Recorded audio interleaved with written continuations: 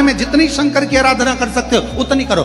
शंकर की आराधना करने से नवरात्रे में शक्ति का बल बढ़ता, शक्ति का।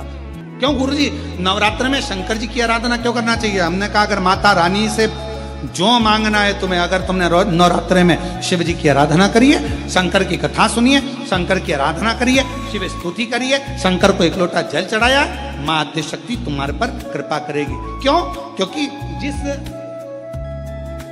जिस स्थान पर शिवलिंग रखा होता है और जो हस्त कमल है वो मां पार्वती, जगत जननी, दुर्गा, भवानी है। जब हम जल चढ़ाते हैं मां आद्य शक्ति, अंबा, जगदम्बा, 64 योगिनियों पर वो जल चढ़ जाता है और जगत जननी नवरात्र में प्रसन्न हो। ये जो आप पहले दिन ही कलश स्थापना होती है और पहले दिन ही आपको ये ज्ञान हो जाए कि बच्चे पूछे कि कलश क्यों रखा जाता है, कलश के ऊपर आम के पत्ते क्यों लगाए जाते हैं, कलश के ऊपर नारियल क्यों रखा जाता है, कलश के ऊपर 9 बार मोली क्यों बांधी जाती है, मोली मतलब लच्छा नाड़ा 9 बार क्यों लपेटा जाता है नारियल के ऊपर, कलश के ऊपर जब रखते हैं।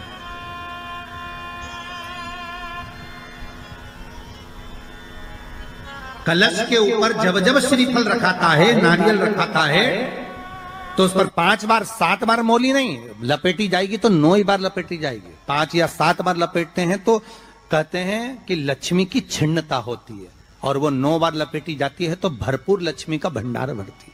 क्यों क्यों कहते हैं? भगवान कुंभ का निर्माण कर रहे हैं, भगवान कलश का निर्माण कर रहे हैं, और भगवान स्वयं ब्रह्मदेव कर रहे हैं कि आप ऐसा निर्माण कर दो जिसमें 33 कोटि देवता स्वतः विराजमान हो जाए। तो भगवान ने उस कलश का निर्माण कर दिया। अब कलश का निर्माण करा तो स्वयं भगवान ब्रह्मदेव बोले, प्रभु इस कलश के अंदर मेरा स्थान कहां है, मेरा स्थान कहां है?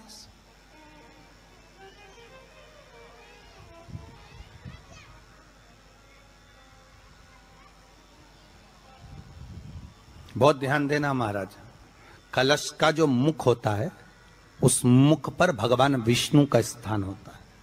किसका स्थान है? भगवान विष्णु का। थोड़ा सा नीचे आओगे, जहां से कलश का मुख दबा हुआ होता है, वह जगह भगवान स्वयं शिव की होती है। किसकी जगह है? भगवान शंकर की। कलश का अग्रभाग, नीचे का भाग जहां से फैला हुआ होता है, वहां ब्रह्मा का आधिपत्य स्थापित होता है। फिर कलश का जो नीचे का भाग होता है वो भगवान शिव और शक्ति का स्थान होता है।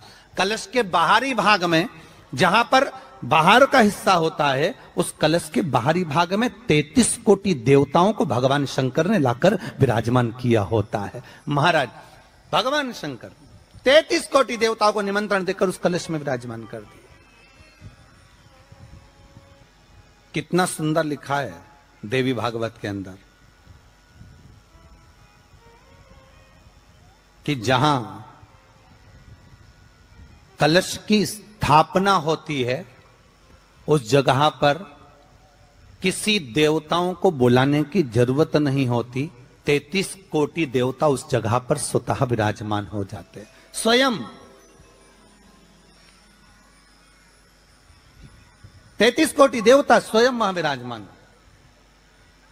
नवरात्रे एकम से प्रारंभ नहीं होते, अमावस्या की रात्रि से प्रारंभ हो जाते, इसलिए उसको कहते हैं नवरात्रे। क्योंकि नवमी के दिन माता जी का विसर्जन हो जाता है, जवारों का विसर्जन हो जाता है, व्रत करने वाले कन्या पूजन, भोजन, भंडारा कराकर विराम दे देते। तो नवमी की रात्रि उसमें नहीं जुड़ा पाती, उसमें रात्रि अगर जुड़ती है तो ये अमावस्या की रात्रि से जुड़ना प्रारंभ होता है, तब जाकर वो नवरात्रि पूर्ण हो पाती है। पितृलोक में पितृ जैसे निवास होकर भी इंतजार करते हैं। 4 नवरात्रे हैं तो 4 ही श्राद्ध हैं। आज मौनी अमावस्या है, श्राद्ध का विराम हो जाता है और कथा अर्थात नवरात्र प्रारंभ हो जाते हैं दूसरे दिन। तो यहाँ शास्त्र कह रहा है जैसे हमें प्रतीक्षा रहती है कोई अच्छे कार्य की, कि घर में कोई शुभ कार्य हो, घर में कोई अच्छा आयोजन हो तो अपने को आनंद होगा, प्रसन्नता होगी। उसी तरह हमारे जो पूर्वज चले गए, जो पूर्वज चाहे वो अधोगति में गए हों, चाहे वो देवगति में गए हो, चाहे वो पितृलोक में निवास कर रहे हो, तो जितने भी पितृलोक में निवास करने वाले पूर्वज होते हैं वो भी ये विचार करते हैं कि हमारे घर के वंश द्वारा, हमारे वंशजों द्वारा कोई ऐसा सत्कर्म हो जिससे हमारे जीवन की वितृप्ति हो और हमें आनंद की अनुभूति हो। और ध्यान दीजिएगा महाराज, आपको चैत्री नवरात्र का स्मरण होगा, आपको शरदी नवरात्र का स्मरण होगा, पर जो आषाढ़ में और माघ में जो नवरात्रे पढ़ते हैं इसका एक आनंद ही दूसरा रहता है। बस इतना जरूर होता है कि दुनिया के लोग वो जो नवरात्रे होते हैं उसमें कलश की स्थापना भी करते हैं, देवी का पूजन भी करते हैं, अर्चना भी करते हैं, मंदिरों में भीड़ भी रहती है और खूब प्रेम से माता का जगराता वगैरह सब होता है। पर ये जो नवरात्रे हैं, 2 गुप्त नवरात्रे, इनका लोगों को स्मरण नहीं था।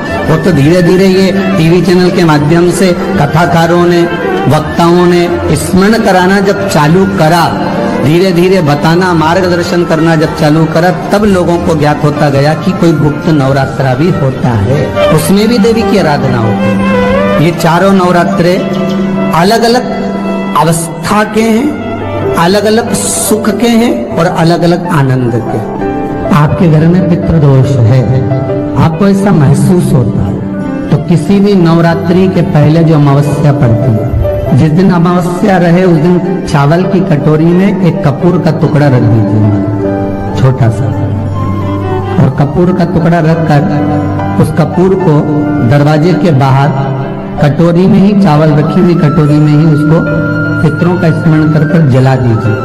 और जलाने के बाद उस चावल को कहीं भी